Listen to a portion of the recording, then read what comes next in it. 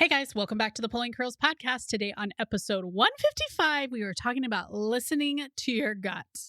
And it's not about probiotics. Let's untangle it.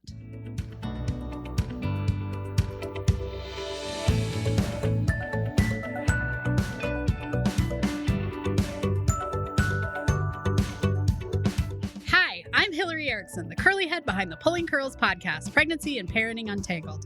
There's no right answer for every family, but on this show, we hope to give you some ideas to make life simpler at your house. Life's tangled, just like my hair.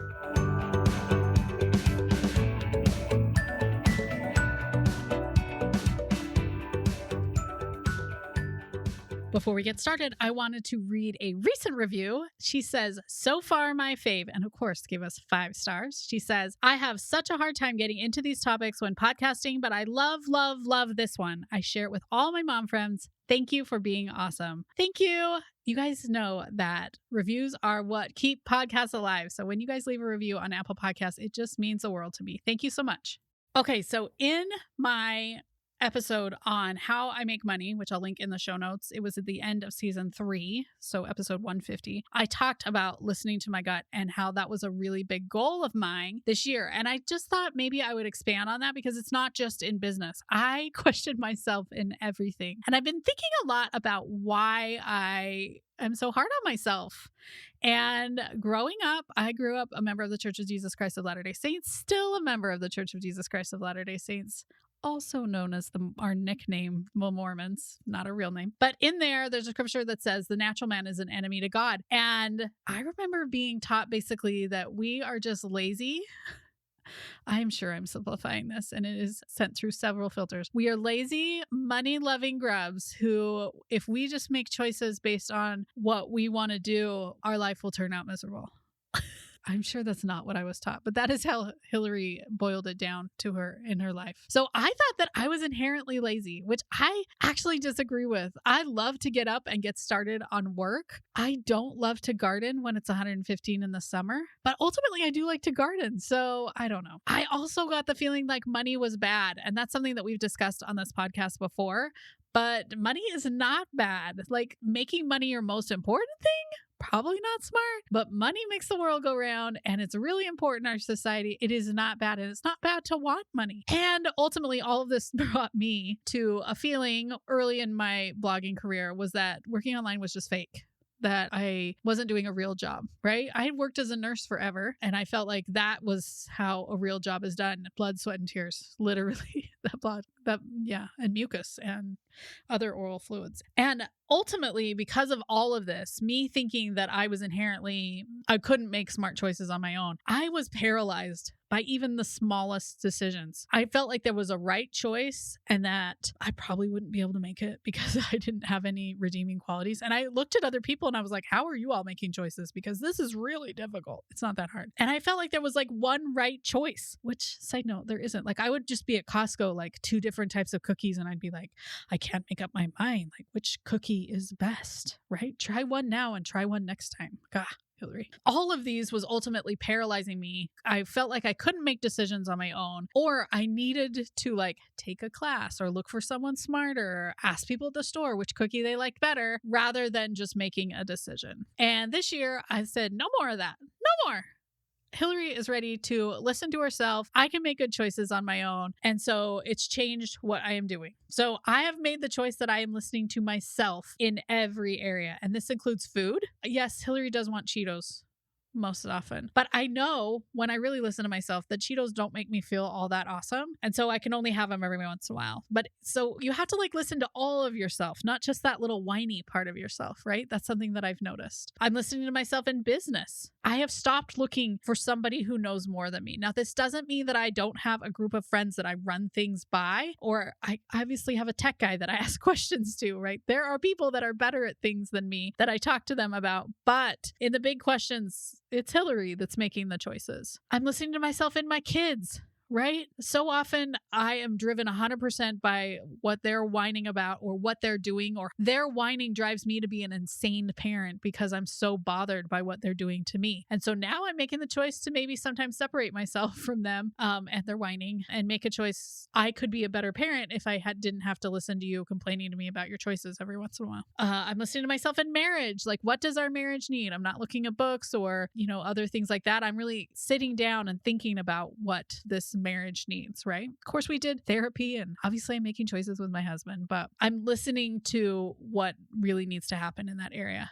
And I'm listening to myself and what I want to do with my free time. If you guys follow me on Instagram, I went to Disneyland like every month in the last year. I think there's one that I skipped, but I loved it. I'm not saying that I didn't love it. I went with amazing people, but Disneyland visits don't actually move my business that much forward. I have a small section of my business that's Disney relevant, but actually going to Disneyland doesn't do too much for it. It does give me some insight. So I still plan to go to Disneyland 2 to 3 times a year, but monthly was probably too much. And so I'm listening to myself, and ultimately, I've had to skip some conversations, stop following some certain people on Instagram because I knew that Hillary knows best in this situation, and I don't need to be persuaded by other people who, Disney is their business. It's just not for me. And FOMO, I'm not letting FOMO lead my life, right? Hillary is in the driver's seat, not FOMO, because very easily FOMO can throw me out of the driver's seat and drive me right to Amazon. If anybody else is like me. So listening to myself, though, is harder than I think. I am not good at sitting still. I am not good at sticking my brain to one topic. My brain likes to be like dinner, kids, business, and that was in a 3-second thing. I'm just constantly rotating between things, but I am having to consciously sit down or stand still if I'm at Costco and think, which of these choices really makes the most sense to me? Instead of, I think I was just filling all this time with research and looking at social media and letting FOMO take the reins instead of just taking that time to be quiet, listen to what Hillary really thinks, and then just making a decision. And also remembering that no decision is permanent, right? Let's pretend I miss going to Disneyland monthly. This doesn't mean that I couldn't end up going monthly next year. Right? And I have noticed that there are so many choices being made by the wrong voices, right? Things I learned in church growing up. Sometimes it's not Hillary that I'm listening to. It's some crazy seminary teacher I had or crazy fireside I went to as a kid. That voice, like the whole natural man is the enemy to God, is still talking to me and telling me what to do. Even though Hillary knows that voice isn't true. Right? I know that I'm not lazy, but I still hear that voice every once in a while that's just you're lazy, liar. Cultural norms, right? Sometimes I still feel guilty for not participating in all the things at school, or, our house is probably not as fancy as other people's. I have the same dresser as I've had since I was born. Sometimes there's cultural norms that and I think I should get a new dresser. People don't have the same dresser from when they were born that are 46, but I like it. It works for me. I don't need to let a cultural norm make my choices for me. And of course, we've also said FOMO is in my driver's seat way too often. And it has made me take a break from social media. Definitely listening to that voice in the back of my head where I'm what is driving this decision? Is it a deep desire to go to Disney, or is it a desire to not see other people at Disney while I'm not with them? Right? If that makes sense. So I'm just trying to ask myself at almost every single question, what I think I should do. Right? Am I hungry right now? And I have to sit and sometimes even just 5 seconds, just be quiet my brain and be nope, not hungry. And then I can move on. But it's kind of embarrassing that I'm 46 years old and I literally have to just sit for a second, ask myself the question and quiet all those voices. Shh. Seminary teacher of 1992. No, I'm not hungry. Okay, moving on. So I don't know if any of this makes sense or any of you guys have had this problem. I would love to hear if this is something you've had an issue with over on Instagram. I'll have a post associated with this podcast talking about listening to your gut, but I just think it's hard.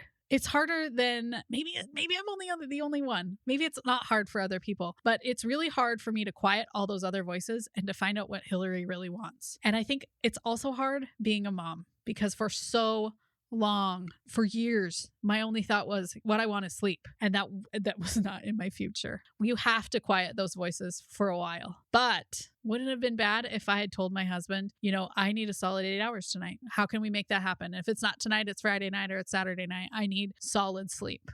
And instead, I just kind of glossed over it and acted like what I was getting was fine, when I probably could have made that a priority. And I probably should have made that a priority for him as well. But I think we gloss over what we really need too frequently. And we don't take the time to really listen about what we want. And a lot of times we end up filling those spots with ice cream, Amazon, Target, Disneyland. Well, are we getting what we really need? I guess is what it's ultimately boiling down to for me. So I hope you guys enjoyed this episode. It was kind of a weird and a different one, but it's something that I wanted to talk about. And I'd love to have further conversation with you guys about it. So meet me over on Instagram where we can chitty chat about it more.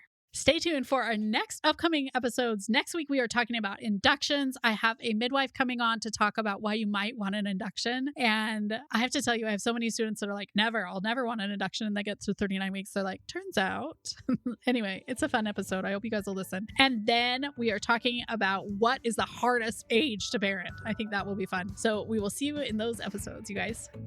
Thanks so much for joining us on today's episode. The Pulling Curls podcast grows when you share us on social media or leave a review. If you do, please tag us so that we can share and send you a virtual hug, which frankly is my favorite kind of hugging. Until next time, we hope you have a tangle-free day.